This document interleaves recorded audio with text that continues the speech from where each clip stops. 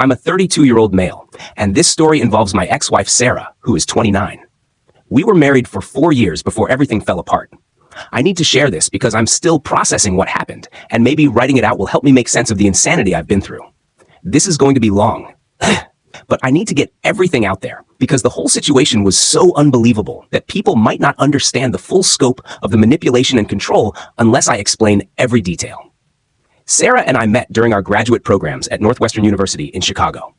I was studying mechanical engineering while she was pursuing her MBA with a focus on corporate finance. I came from a solid middle-class family in Milwaukee. My dad was a union mechanic at the Ford plant, and my mom worked as a secretary at the local elementary school. We weren't poor by any means, but we definitely lived paycheck to paycheck and had to be careful with our spending. I had worked construction jobs throughout college to pay for my education, spending summers pouring concrete and framing houses, and took out significant student loans that would follow me for years.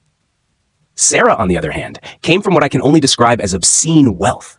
Her family owned a chain of luxury hotels called Ashwood Properties across the Midwest and parts of the East Coast, and their net worth was easily in the tens of millions, possibly more. Her great-grandfather had started the business back in the 1940s with a single hotel in downtown Chicago.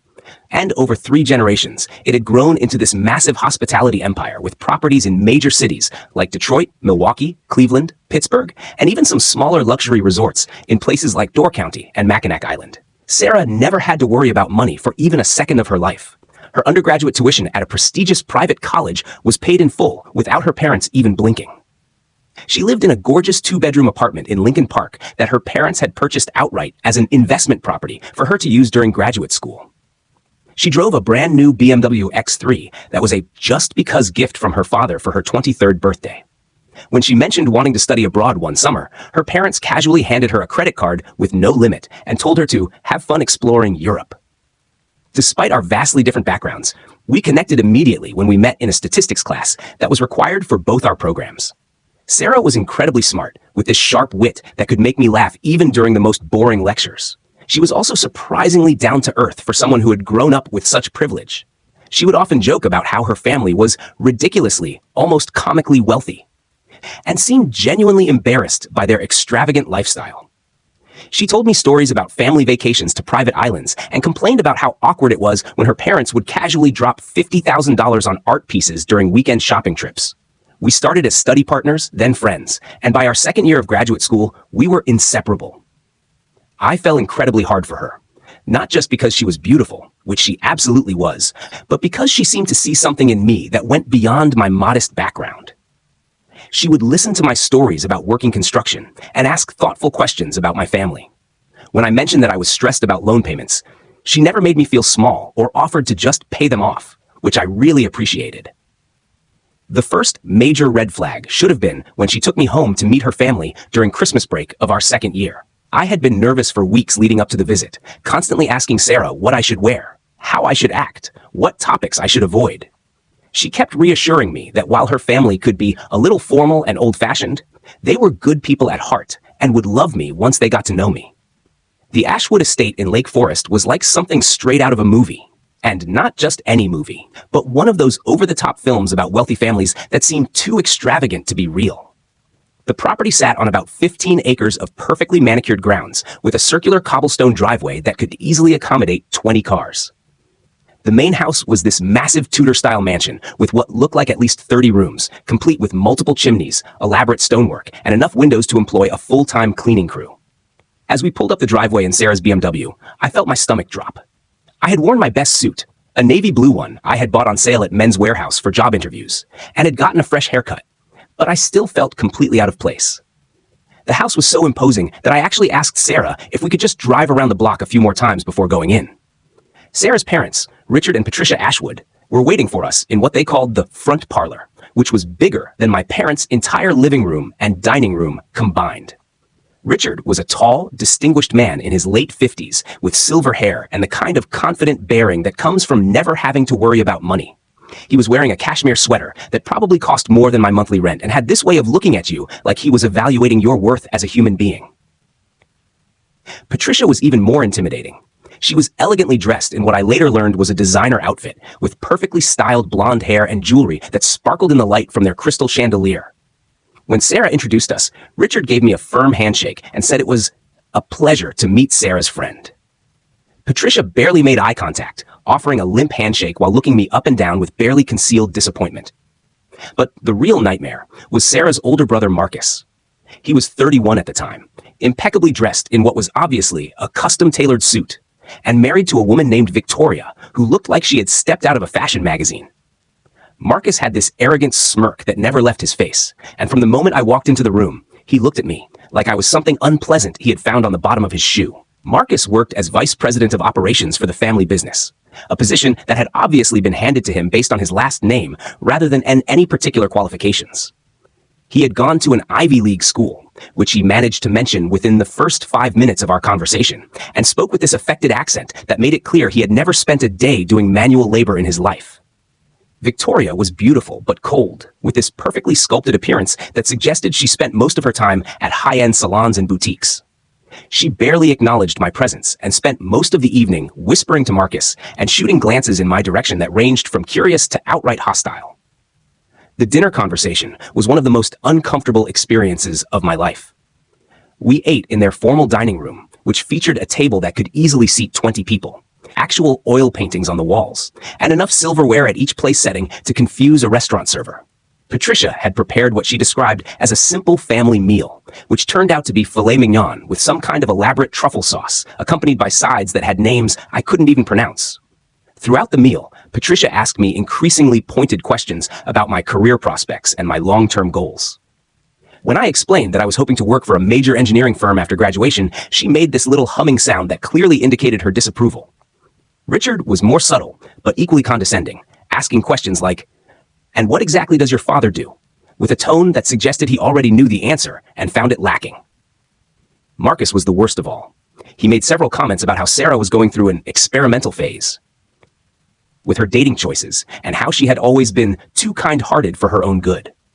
At one point, he actually said that Sarah had a history of bringing home strays and that the family had learned to be patient with her charitable impulses.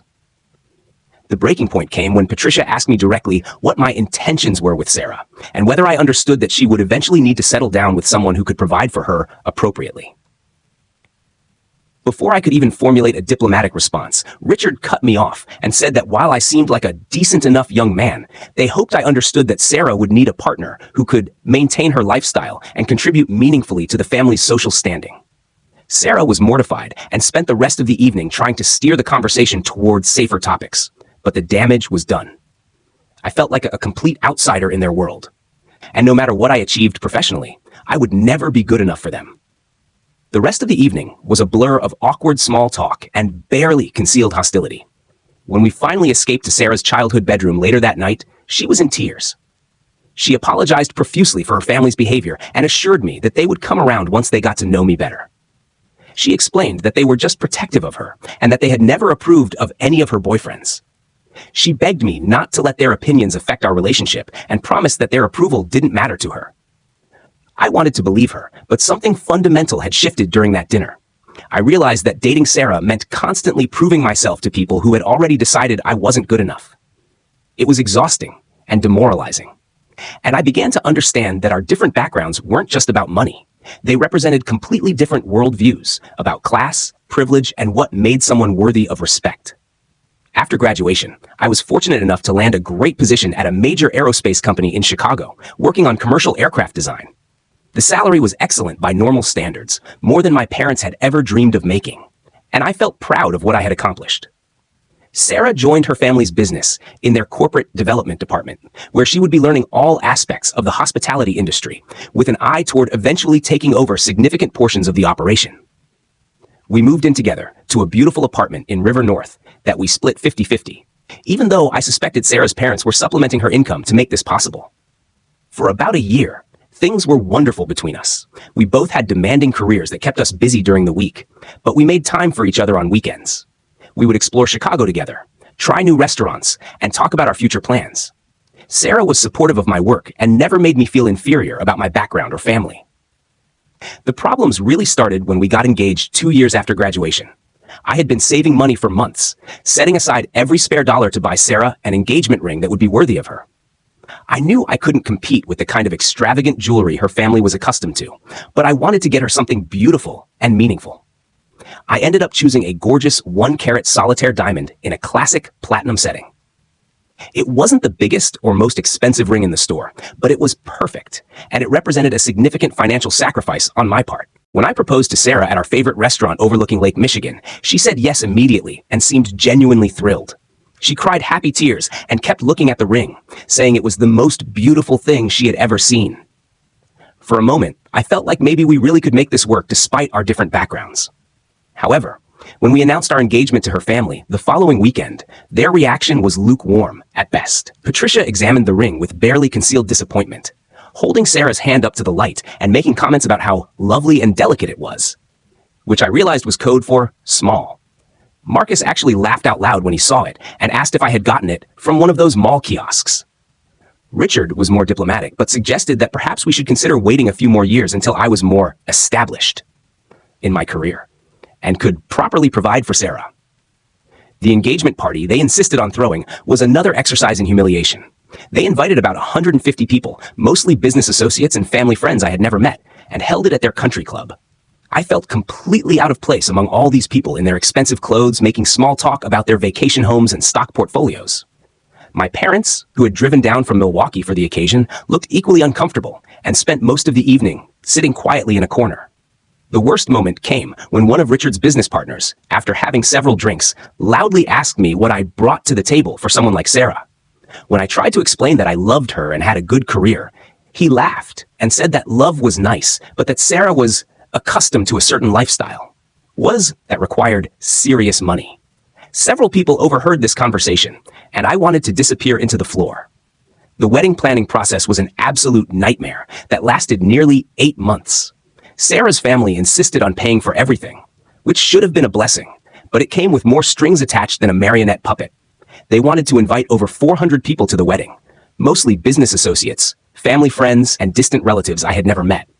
They insisted on holding the ceremony and reception at the most exclusive country club in the area, where Richard served on the board of directors. Patricia essentially took over all the planning and barely consulted Sarah or me on any of the major decisions. She chose the flowers, the menu, the band, and even tried to influence Sarah's choice of wedding dress. When I suggested that maybe we could have some input into our own wedding, Patricia informed me that since they were paying for everything, they would be making the decisions to ensure that the event reflected properly on the family. My family was essentially relegated to spectator status at our own wedding. When my parents offered to contribute financially, Patricia dismissed their offer with a wave of her hand, saying that they shouldn't worry about such things. This was clearly meant to be dismissive rather than generous, and I could see how hurt my parents were by the implication that their contribution wouldn't be significant enough to matter. The absolute low point came 2 weeks before the wedding, when Richard asked to speak with me privately in his study. I thought he might be offering some kind of fatherly advice, or perhaps trying to make peace after months of tension. Instead, he reached into his desk drawer and pulled out a checkbook. He wrote out a check for $100,000 and slid it across the desk to me. He said it wasn't meant to be insulting, but that he hoped I would seriously consider calling off the wedding. He explained that Sarah needed to marry someone who could contribute meaningfully to the family legacy, and that while I seemed like a decent young man, I simply wasn't the right fit for their family. I was so shocked that I couldn't speak for a moment. Then I pushed the check back across the desk and told him that I loved Sarah, and that no amount of money would make me walk away from her. Richard sighed and said he had hoped I would be more practical about the situation. He warned me that I would never truly be accepted by their family, and that the differences in our backgrounds would always create problems in our marriage. He said their money and social status would always come between us, and that it would be better for everyone if I realized that sooner rather than later. I left his study feeling angry and humiliated, but also more determined than ever to marry Sarah and prove him wrong. I never told Sarah about her father's offer because I didn't want to hurt her or create more family drama before our wedding. Now, looking back, I realized that was probably a mistake. It might have helped her understand earlier just how far her family was willing to go to get rid of me. Despite all the family drama and tension, our wedding day itself was beautiful. Sarah looked absolutely stunning in her designer gown, and for those few magical hours during the ceremony, it felt like it was just about us and our love for each other. My family, though much smaller in number and clearly out of their element among all the wealthy guests, brought genuine warmth and joy to the celebration.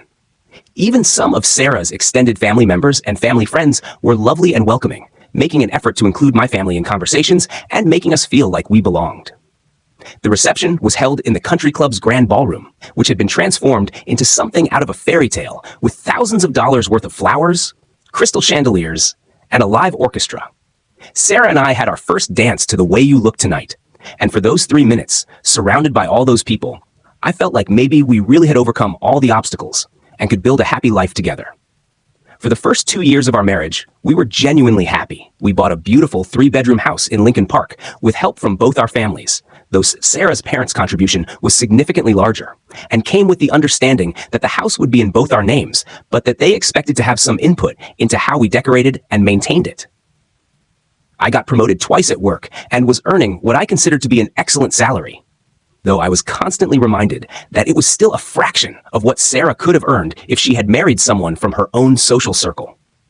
Sarah excelled in her role at the family business and seemed to be carving out her own identity within the company.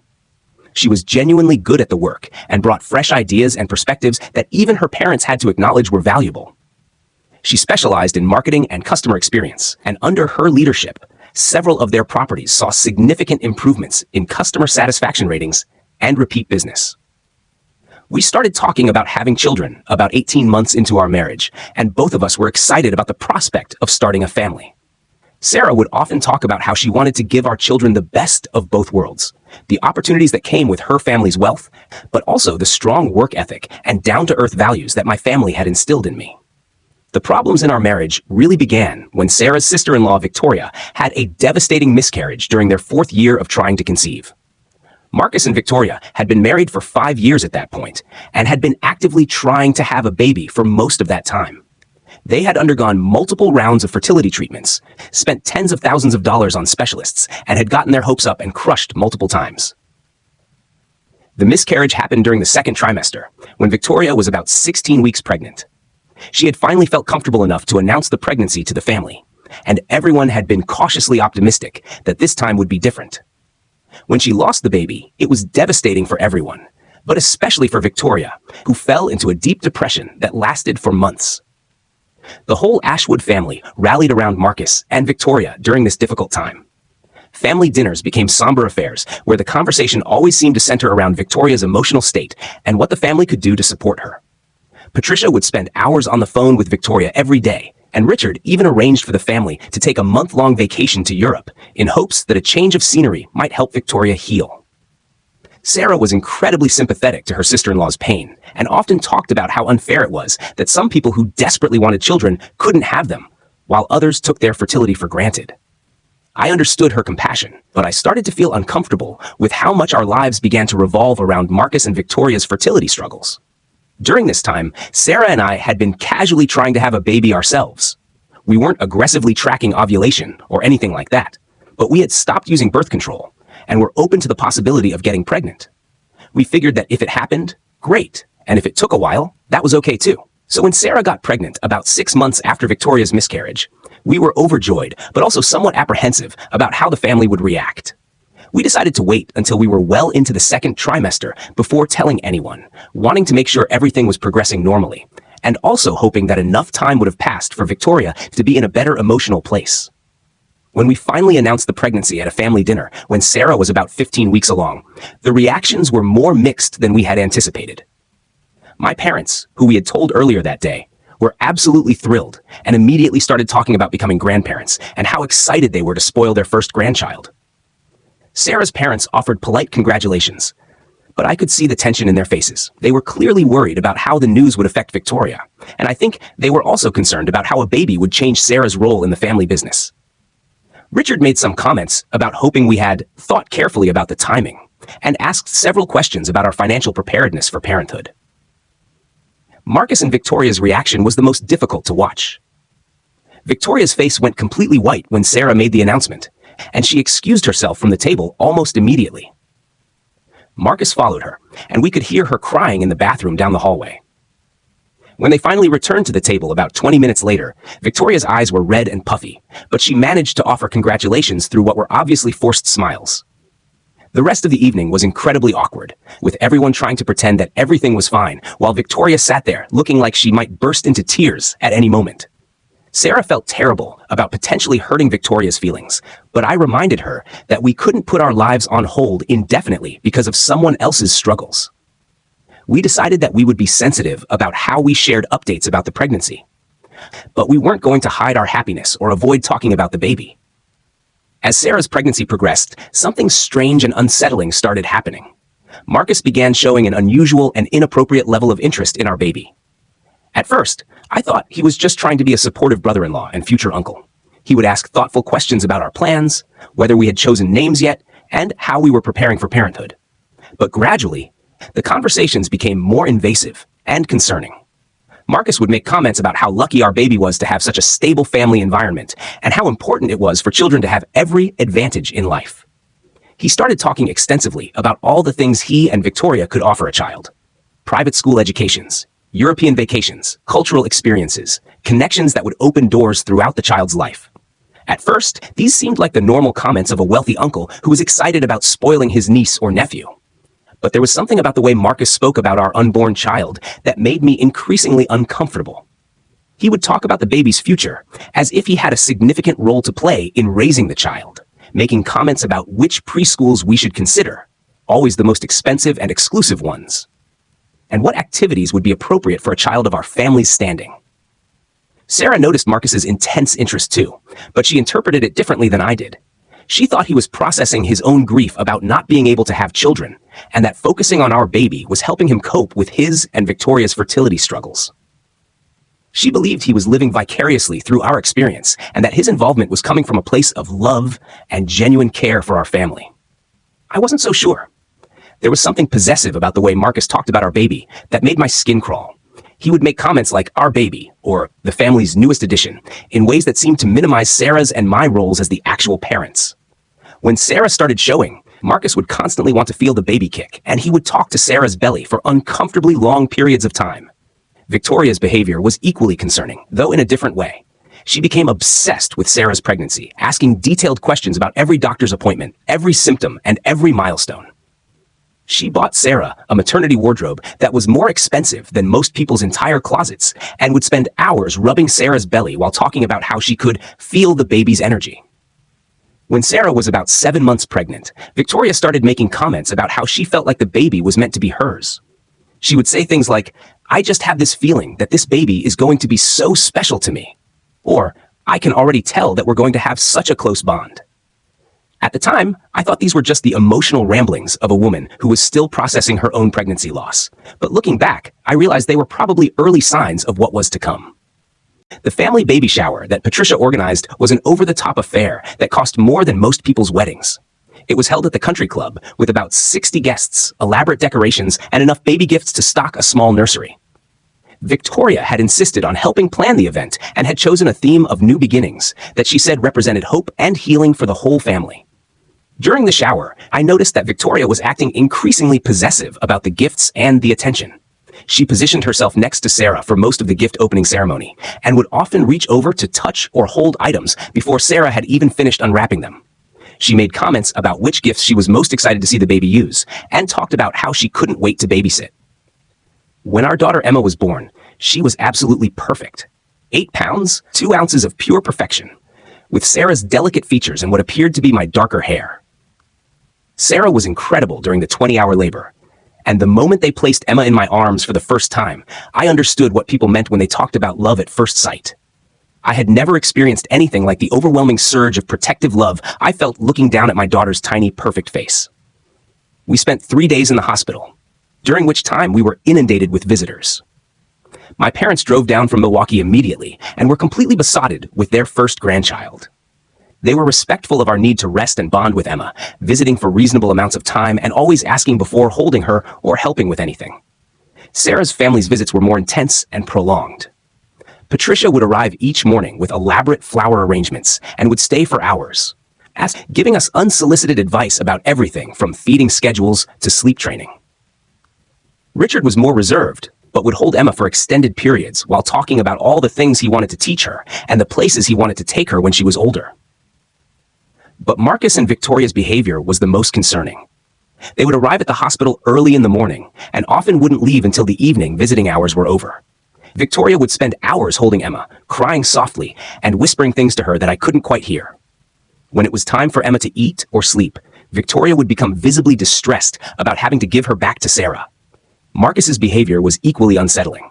He took hundreds of photos of Emma, far more than Sarah and I had even taken ourselves. He would hold her and make comments about how she was absolutely perfect and how she had beautiful ashwood features. At one point, he said something that made my blood run cold. "She's just perfect, isn't she? It's almost like she was meant to be ours." The way he said it, with such intensity and possession in his voice, sent chills down my spine.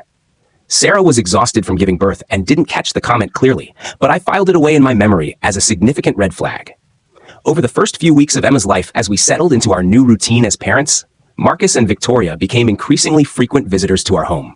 They would show up unannounced, often multiple times per week, always bringing elaborate and expensive gifts for Emma. Designer baby clothes that cost more than my monthly car payment, imported toys from Europe, a top-of-the-line Italian stroller that cost more than some people's monthly rent.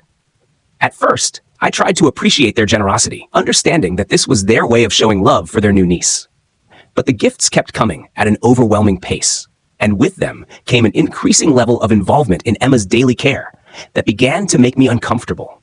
Victoria would arrive at our house and immediately ask to hold Emma, often taking her from Sarah or me without waiting for permission. She knew Emma's feeding schedule better than some of our close friends and would often arrive right around nap time or mealtime, almost as if she had been monitoring our routine. She would spend hours at our house, holding Emma and talking to her in this soft maternal voice that suggested she saw herself as more than just an aunt. Marcus was equally invasive, but in different ways. He would take over conversations about Emma's development, talking extensively about milestones she should be reaching and comparing her to developmental charts he had apparently researched in detail. He started making comments about Emma's future education, suggesting specific preschools and activities that he felt would be appropriate for a child of her caliber. What made me most uncomfortable was the way both Marcus and Victoria talked about Emma as if they had significant parental input into her upbringing. They would make comments about when Emma is old enough to do various activities, always assuming they would be involved in these experiences.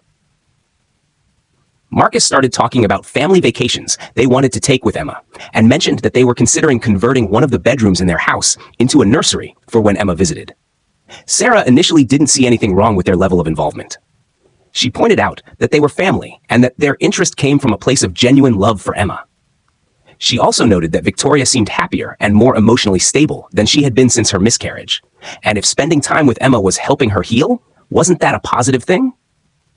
I tried to see the situation from Sarah's perspective, but my unease continued to grow with each passing week. The frequency of their visits increased to the point where they were at our house almost every day. They would let themselves in using the spare key that Sarah had given them for emergencies, and I would often come home from work to find them holding Emma while Sarah tried to get things done around the house. Marcus started making increasingly specific comments about Emma's future, talking about her as if major decisions about her life had already been made. He would mention the exclusive private school that he and Sarah had attended, saying things like, "When Emma starts at Pemberton Academy," rather than, "If we decide to send Emma to Pemberton." He talked about the importance of Emma understanding her heritage as an Ashwood and learning proper social graces and etiquette. The breaking point began when Emma was about 3 months old. Marcus and Victoria approached Sarah and me with what they described as a generous proposal that would benefit everyone involved, especially Emma. They had clearly put significant thought and planning into this conversation, and they presented their idea with the confidence of people who expected us to be grateful for their offer. They wanted to become Emma's legal guardians, not to take her away from us permanently, they insisted, but to ensure that she had every possible advantage and opportunity in life. They had consulted with expensive attorneys and financial advisors to draw up documents that would give them significant legal rights regarding Emma's upbringing, education, healthcare, and financial future. The proposal was elaborate and detailed. Marcus and Victoria would pay for Emma's entire education, from the most exclusive preschools through college and graduate school, if she chose to pursue advanced degrees. They would establish a substantial trust fund that would provide for all of Emma's needs throughout her life, not just basic necessities, but every luxury and opportunity imaginable. She would travel extensively, receive the best possible healthcare, and have access to cultural experiences and social connections that most people could never dream of. In exchange for this financial support, Emma would spend significant time with Marcus and Victoria. She would stay with them every weekend, spend most school holidays at their house, and live with them for extended periods during summer vacations. They would have major input into decisions about her education, extracurricular activities, social development, and even her future career choices. They would essentially function as co-parents, with equal say in how Emma was raised. Marcus presented this arrangement as the most generous offer any parent could possibly receive. He emphasized repeatedly how much he and Victoria loved Emma, and how they could provide opportunities that Sarah and I could never afford on our combined salaries. He pointed out that Emma would receive the best education money could buy, travel the world, and have every door open for her throughout her life. But there was also a subtle undercurrent of threat in his presentation. He implied that refusing their offer would be selfish on our part, that we would be denying Emma the best possible life because of our own pride and insecurities. He suggested that any loving parent would jump at the chance to give their child such incredible advantages, and that hesitating indicated we were putting our own feelings ahead of Emma's welfare. Sarah seemed genuinely torn by the proposal. I could see in her eyes that part of her was tempted by the financial security and opportunities they were offering Emma. She had grown up with every advantage imaginable and knew firsthand how much easier life was when money was never a concern. She also genuinely believed that Marcus and Victoria's motives were pure and that their offer came from a place of love for Emma. But I was absolutely horrified by their proposal. The idea of sharing parental rights with anyone, even family members who had good intentions, felt like a complete violation of everything I believed about parenthood and family. Emma was our daughter, not a business arrangement or a solution to someone else's problems. The thought of having to consult with Marcus and Victoria about major decisions in Emma's life, or of having Emma spend more time with them than with us, was completely unacceptable to me. I told Marcus immediately that we weren't interested in their proposal, but he wasn't ready to take no for an answer. He asked us to think about it seriously and discuss it privately before making any final decisions. He said the offer would remain open indefinitely, and that he hoped we would come to understand how much sense it made for everyone involved, especially Emma. He also made some comments that I found threatening, though they were phrased politely enough that Sarah didn't pick up on the underlying menace. He said that Emma deserved every advantage in life, and that it would be tragic if she were denied opportunities because of her parents' emotional reactions to a practical arrangement. He hoped we would be able to put Emma's needs ahead of our own feelings and make the decision that was truly best for her future. That night, Sarah and I had the most serious fight of our marriage up to that point. I told her that Marcus's proposal was completely inappropriate and that I couldn't believe she was even considering it. She accused me of letting my pride and long-standing resentment toward her family cloud my judgment when it came to what was best for Emma. Sarah pointed out that Marcus and Victoria were offering Emma opportunities that most children could never dream of: the best education, unlimited travel, cultural experiences, and financial security for life. She asked me how I could possibly justify denying those advantages to our daughter just because I was uncomfortable with her family's wealth and social status. The argument escalated quickly, with both of us saying things we probably didn't mean. Sarah accused me of never giving her family a fair chance and of always looking for reasons to criticize them. She said I had always been jealous of their wealth and success, and that I was now letting those feelings hurt our daughter's future prospects. I was deeply hurt by her accusations, but I was also frustrated and frightened by her inability to see how manipulative and controlling her family's behavior had become. I tried to explain that this wasn't about money or jealousy. It was about maintaining our rights and responsibilities as Emma's parents and protecting her from being treated like a commodity to be traded between family members. Sarah couldn't understand why I was so opposed to an arrangement that would give Emma every advantage in life. She kept asking me what I was afraid of and why I couldn't see how much Marcus and Victoria loved Emma. She pointed out that they weren't trying to take Emma away from us entirely. They just wanted to be more involved in her upbringing and to ensure she had opportunities we couldn't provide. We didn't resolve the argument that night, and the tension between us continued for weeks afterward. The fight had revealed fundamental differences in our values and priorities that we had never fully addressed before. Sarah saw her family's wealth as a resource that should be used to benefit Emma, while I saw their control and manipulation as threats to our family's autonomy and Emma's well-being. Marcus and Victoria continued to visit regularly, and Marcus would make casual references to their proposal, asking if we had given it more consideration, or if we had any questions about the specific arrangements they were suggesting. The pressure was subtle but constant, and I began to feel like we were being slowly worn down by their persistence. Victoria's behavior became increasingly concerning during this period. She would hold Emma for hours at a time and would become visibly distressed when it was time for her to leave, or when Emma needed to be fed or changed by Sarah or me. She started bringing additional gifts every time she visited. Clothes, toys, books, and equipment that we didn't need and certainly hadn't asked for. More troubling was the way Victoria began talking about Emma. She would refer to her as my little angel, or my precious baby, in ways that seemed to go beyond normal aunt-like affection. She would make comments about how Emma seemed to calm down specifically when she held her, and how she felt they had a special connection that was different from Emma's relationships with other family members. The situation reached a crisis point when Emma was 6 months old. Sarah and I were invited to a family dinner at her parents' house, which had become a monthly tradition since Emma's birth. Usually, these dinners were pleasant enough. Patricia would prepare an elaborate meal, Richard would entertain Emma while the adults ate, and everyone would coo over Emma's latest developmental milestones. But this particular dinner felt different from the moment we arrived. There was tension in the air that I couldn't quite identify, and I noticed that Marcus and Victoria kept exchanging meaningful glances throughout the evening. Patricia seemed nervous and kept making small talk that felt forced and artificial. After we had finished eating and were having coffee in the living room, Richard announced that Marcus and Victoria had some wonderful news to share with the family. My stomach dropped immediately, though I wasn't sure why. Marcus stood up, holding Emma, and said that he and Victoria had made an important decision about their future. He said that after months of consideration and consultation with lawyers and counselors, they had decided that they wanted to legally adopt a child. But not just any child. They wanted to adopt someone they already loved deeply, someone who was already part of their family.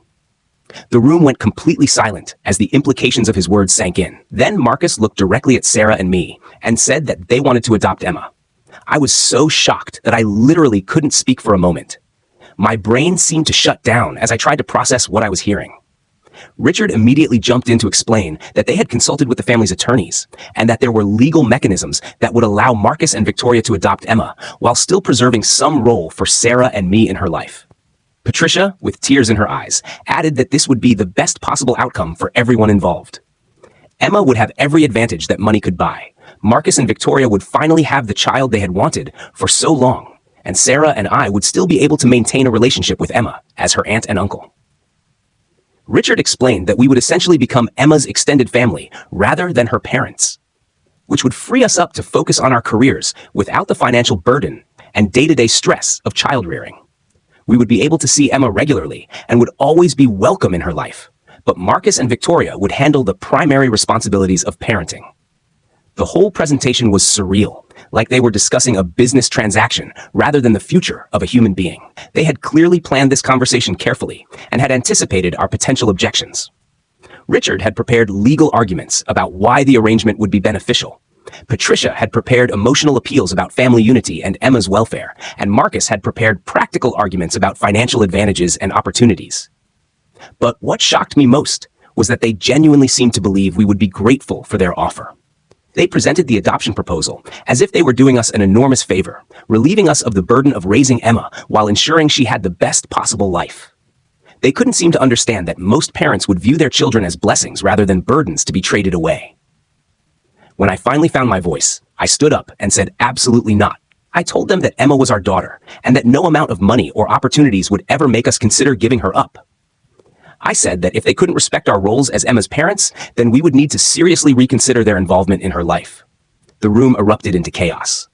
Patricia started crying and saying that I was being cruel and selfish, denying Emma the chance at the best possible life out of spite and jealousy. Richard tried to calm everyone down while suggesting that I was having an emotional reaction and needed to consider the situation more rationally. Marcus tried a different approach, explaining that they weren't trying to take Emma away from us entirely. He said that we would still be part of her life and that we could visit her regularly. He emphasized that Sarah and I were young and still building our careers, while he and Victoria were established and could provide immediately for all of Emma's needs. Victoria, who had been holding Emma throughout this entire conversation, started crying and saying that she had already fallen in love with Emma and couldn't imagine life without her. She said that Emma needed her and that she could give Emma all the love and opportunities that she deserved. But what horrified me most was Sarah's reaction. Instead of immediately shutting down the conversation and defending our rights as Emma's parents, she looked genuinely conflicted.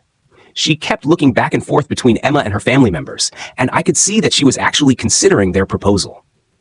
Sarah finally found her voice and told her family that she needed time to process what they had said. She asked them not to pressure us and said that we would discuss everything privately and get back to them with our thoughts. She thanked them for their generous offer while emphasizing that this was obviously a very big decision that would require careful consideration. I was absolutely furious that Sarah hadn't immediately rejected their proposal, but I didn't want to have a public fight in front of her family. I managed to keep my composure long enough to say that we needed to leave and that we would be in touch soon. The drive home was one of the most tense and difficult conversations Sarah and I had ever had. She was upset with me for what she saw as my hostile and unreasonable reaction to her family's offer. She said that I had embarrassed her by being so aggressive and uncompromising when they were trying to do something wonderful for Emma. I was incredulous that Sarah was defending her family's proposal. I told her that I couldn't believe she was actually entertaining the idea of giving our daughter away to her brother, even if they would still allow us to have some involvement in Emma's life. I said that Emma was our responsibility and our joy, not a problem to be solved or a gift to be given to someone else. Sarah broke down crying and admitted that she was torn between her love for Emma and her desire to do what was best for her family. She said that Marcus and Victoria had been struggling with infertility for so many years, and that seeing them finally have hope again had been one of the few bright spots in recent family gatherings. She also admitted that she felt guilty about having been able to get pregnant so easily when Victoria had tried for so long without success. More troubling was Sarah's admission that she genuinely believed Marcus and Victoria's proposal might be in Emma's best interest. She said that she could see how much they loved Emma and how much they could provide for her, opportunities and experiences that we simply couldn't afford on our salaries, no matter how hard we worked or how much we saved. Sarah pointed out that Marcus and Victoria weren't trying to cut us out of Emma's life entirely.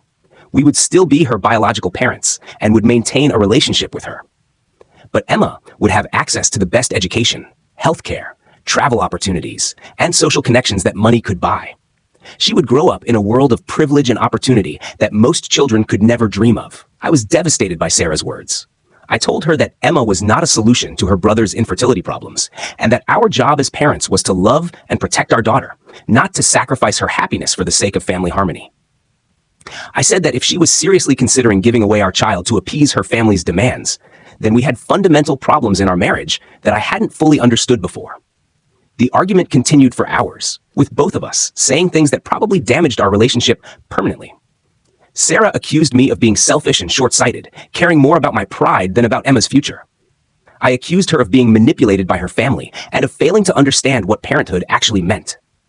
The worst part of the fight was when Sarah suggested that maybe we should agree to a trial arrangement where Emma would spend weekends with Marcus and Victoria to see how everyone adjusted to the new dynamic. She said it wouldn't be permanent and that we could always change our minds if it didn't work out.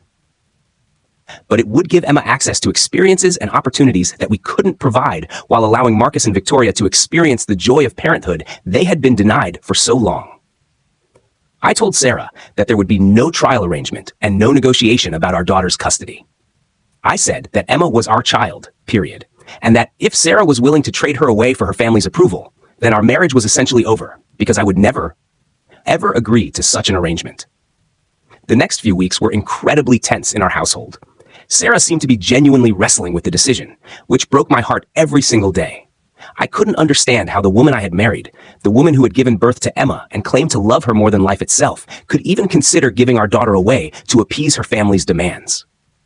Marcus and Victoria continued their frequent visits, and their behavior became increasingly possessive and inappropriate. Victoria would arrive at our house and immediately take Emma from whoever was holding her, often without asking permission. She would spend hours feeding Emma, changing her diapers and playing with her while making comments about how natural motherhood felt to her and how Emma seemed to prefer her care to anyone else's. Marcus started talking about Emma's future, as if major decisions had already been made and he would be the one making them. He would mention specific preschools, elementary schools, and extracurricular activities that he felt would be appropriate for Emma, always the most expensive and exclusive options available. He talked about family vacations they were planning to take with Emma, and mentioned that they had started converting their guest bedroom into a nursery for her visits. Most disturbing was the way both Marcus and Victoria began referring to Emma. Instead of calling her their niece, they would use possessive language like, "our little girl," or "our daughter." Victoria would hold Emma and whisper things like, "Mommy's here," or "Don't worry, sweetheart, everything is going to be perfect soon." I started documenting everything, taking photos of the excessive gifts that were accumulating in Emma's room, recording conversations when possible, and keeping a detailed journal of every visit and every inappropriate comment. I had a growing sense that this situation was going to escalate beyond family discussions and that I might need legal protection for Emma and myself. My fears were confirmed when I overheard a phone conversation between Sarah and her mother about 3 weeks after the family dinner.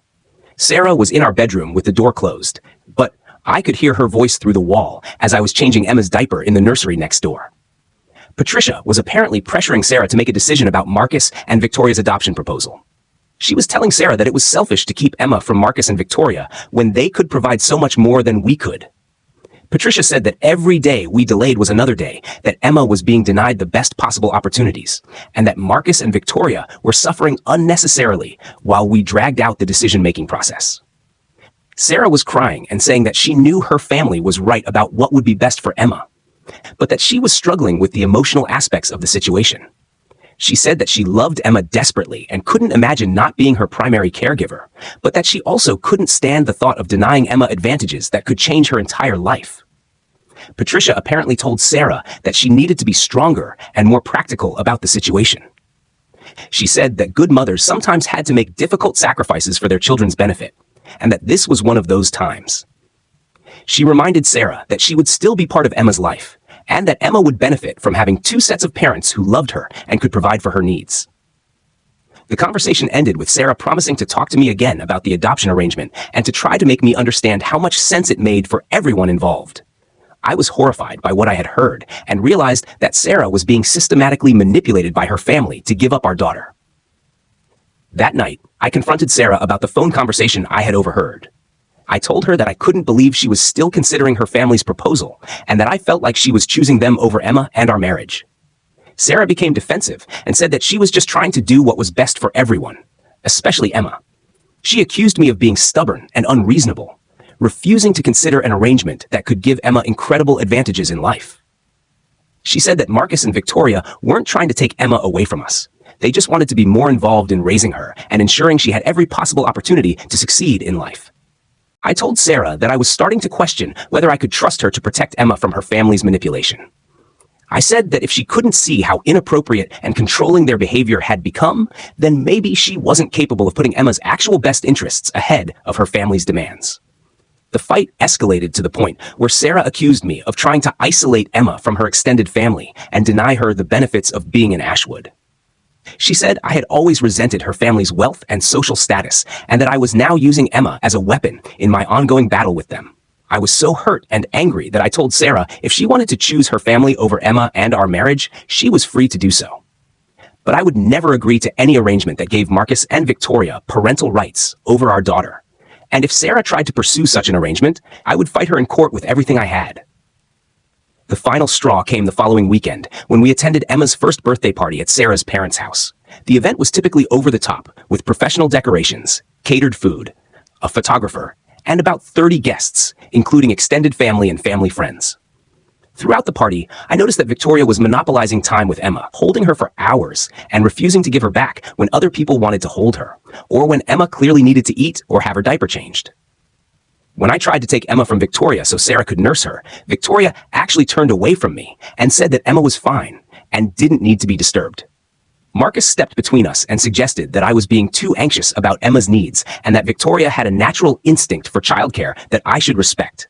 He said that Emma seemed perfectly content with Victoria and that I was creating unnecessary drama by insisting on taking her away. I pushed past Marcus and took Emma from Victoria's arms, which caused Victoria to break down sobbing. She screamed that I was being cruel and that Emma needed her. She said that she was the only one who truly understood what Emma needed and that I was hurting Emma by separating them. Patricia immediately started yelling at me for upsetting Victoria on such an important day. She said that Victoria had done nothing but love and care for Emma and that my behavior was completely inappropriate and hurtful. Richard demanded that I apologize to Victoria and suggested that my possessiveness was becoming unhealthy for everyone involved. Marcus became more aggressive, telling me that my behavior proved I wasn't mature enough to make good decisions about Emma's welfare. He said that someone who truly cared about Emma would want her to have every advantage in life, not just the limited opportunities that Sarah and I could provide. The whole scene was absolutely insane. Here was Emma's first birthday party, which should have been a celebration of our beautiful daughter. And instead, it had turned into a confrontation about who had the right to hold her and care for her. These people genuinely seemed to believe that their wealth and social status gave them superior claims to my own daughter. Sarah was mortified by the public scene, but seemed more concerned about her family's feelings than about the inappropriate way they had been treating Emma and me. She begged me to apologize to Victoria and to try to work things out peacefully. But I was done trying to accommodate people who clearly didn't respect our roles as Emma's parents. I told Sarah that we were leaving immediately, and that Emma would not be attending any more family gatherings until her family learned to respect appropriate boundaries. Sarah pleaded with me to stay and work things out, but I was finished trying to reason with people who saw Emma as a prize to be won rather than a child to be protected. As we were packing up Emma's things and preparing to leave, Marcus followed us out to the car. He said that they weren't giving up on Emma and that they would find a way to ensure she had the life she deserved, with or without our cooperation. He said that we were being selfish and short-sighted, and that eventually we would realize that their proposal was in everyone's best interest. That threat was the final wake-up call I needed. I realized that Sarah's family wasn't just making inappropriate requests. They were planning to pursue some kind of legal action to gain custody of Emma, whether Sarah and I agreed or not. I needed to act immediately to protect my daughter and myself. The next morning, while Sarah was at work, I called in sick to my job and spent the day consulting with a family law attorney.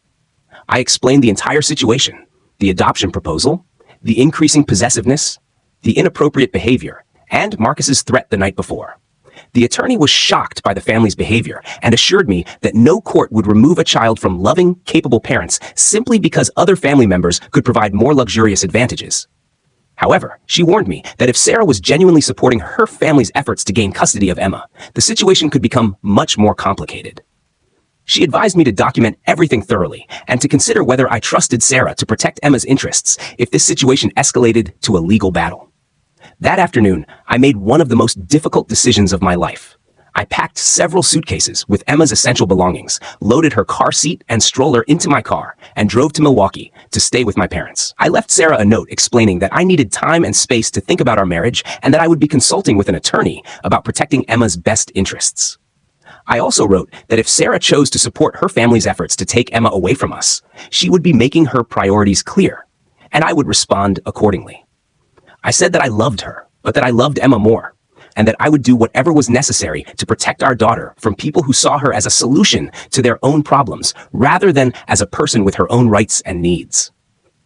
My parents were shocked by the situation I described, but they immediately welcomed Emma and me into their home and assured me that we could stay as long as necessary.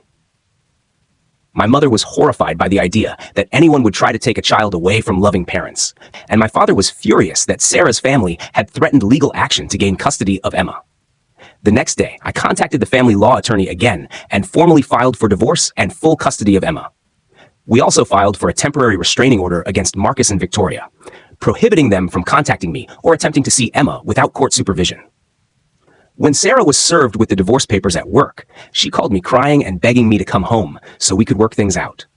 She said she never intended for the situation to escalate so far and that she just wanted what was best for Emma. She promised that she would talk to her family and get them to back down from their adoption proposal. But I told Sarah that it was too late for negotiations. Her family had made it clear that they intended to pursue custody of Emma with or without our consent, and she had failed to protect Emma from their manipulation and threats. I said that I could no longer trust her to put Emma's needs ahead of her family's demands, and that I would be seeking full custody to ensure Emma's safety and stability. The custody battle that followed was brutal and expensive, lasting nearly 8 months and costing me most of my savings. Sarah's family hired one of the most expensive law firms in Chicago and tried to paint me as an unfit father who was denying Emma a better life out of spite and jealousy. They argued that Emma would be better off with Marcus and Victoria because they could provide superior education, healthcare, cultural opportunities, and financial security. They brought in expert witnesses who testified about the importance of early childhood enrichment and the advantages that come with access to unlimited resources. Marcus and Victoria's attorneys portrayed them as heartbroken would-be parents who only wanted to love and care for Emma, while painting me as a bitter and controlling father who was putting my own ego ahead of my daughter's welfare. They argued that Emma deserved to grow up in a world of privilege and opportunity, and that my refusal to allow this was essentially a form of child abuse. However, my attorney had prepared our case meticulously. We had extensive documentation of Marcus and Victoria's increasingly possessive and inappropriate behavior toward Emma. We had recordings of conversations in which they talked about Emma as if she already belonged to them, and photos of the excessive gifts they had showered on her in apparent attempts to establish some kind of claim. Most importantly, we had evidence that this wasn't really about providing opportunities for Emma. It was about Marcus and Victoria getting the child they felt entitled to have. We demonstrated that they saw Emma as a solution to their infertility problems, rather than as an individual child with her own rights and needs. The judge was clearly disturbed by the evidence we presented. During one particularly memorable hearing, Patricia actually testified that she believed Emma belonged with Marcus and Victoria because they could give her everything she could possibly need or want, and that biological parenthood was less important than providing the best possible life circumstances. When the judge asked Patricia directly whether she understood that I was Emma's legal father and had parental rights that superseded any wishes of extended family members, Patricia responded that she thought the law should prioritize what was best for children rather than just protecting parents' rights.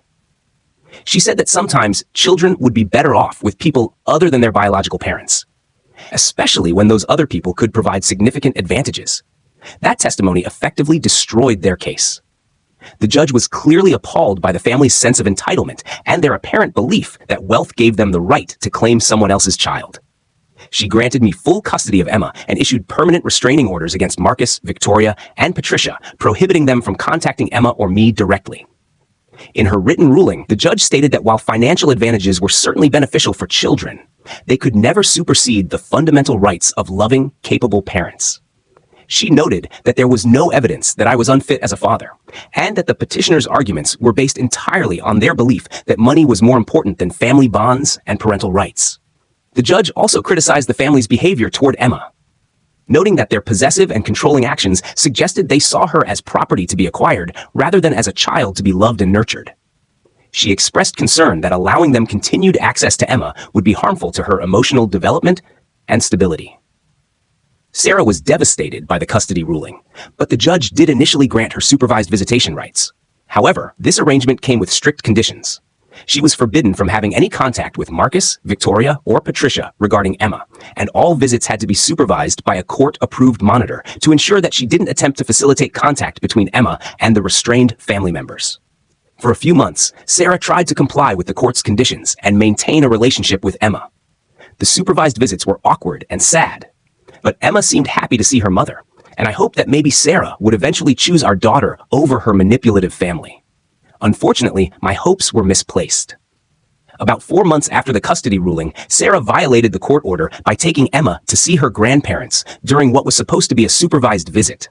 The court monitor reported that Sarah had claimed she needed to stop by her parents' house to pick up some of Emma's belongings, but instead had allowed Patricia and Richard extended unsupervised contact with Emma.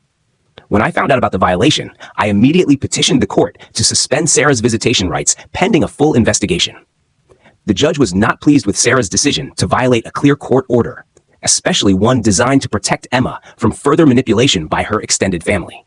The court ordered a comprehensive psychological evaluation of Sarah to determine whether she was capable of prioritizing Emma's welfare over her family's demands. The evaluation, conducted by a respected child psychologist, revealed some disturbing findings. Sarah apparently still believed that Emma would be better off being raised by Marcus and Victoria, despite all the legal proceedings and evidence that had been presented about their inappropriate behavior. She told the psychologist that she felt guilty about denying Emma opportunities, and that she still hoped someday to work out an arrangement where Marcus and Victoria could have a significant role in Emma's upbringing. More concerning was Sarah's apparent inability to understand why the court had found her family's behavior problematic. She seemed to genuinely believe that Marcus and Victoria's wealth and social status should have been given more weight in custody decisions, and she couldn't understand why their love for Emma and their ability to provide for her hadn't been considered sufficient grounds for shared custody. The psychologist concluded that Sarah was unable to maintain appropriate boundaries with her family of origin, and that she posed a risk to Emma's emotional stability as long as she continued to prioritize her family's wishes over Emma's actual best interests. She recommended that Sarah undergo extensive therapy to address these issues before being allowed unsupervised contact with Emma. Sarah's response to the psychological evaluation was the final confirmation that I had made the right decision in fighting for full custody. Instead of recognizing the problems the evaluation had identified and committing to therapy, Sarah became angry and defensive. She accused the psychologist of being biased against wealthy families and claimed that the evaluation was unfair and inaccurate. Rather than fighting the psychologist's recommendations or working to address the issues that had been identified, Sarah made the devastating choice to give up her parental rights entirely. She sent me a letter saying that she couldn't continue to battle against both me and the legal system, and that she hoped someday I would realize that she had only wanted what was best for Emma. She moved back in with her parents and essentially disappeared from Emma's life. I heard through mutual acquaintances that she struggled with depression and regret about her choices, but she never made any attempt to contact Emma or to work toward rebuilding their relationship. That was nearly 3 years ago now. Emma is 4 years old and thriving in ways that make my heart sing every single day.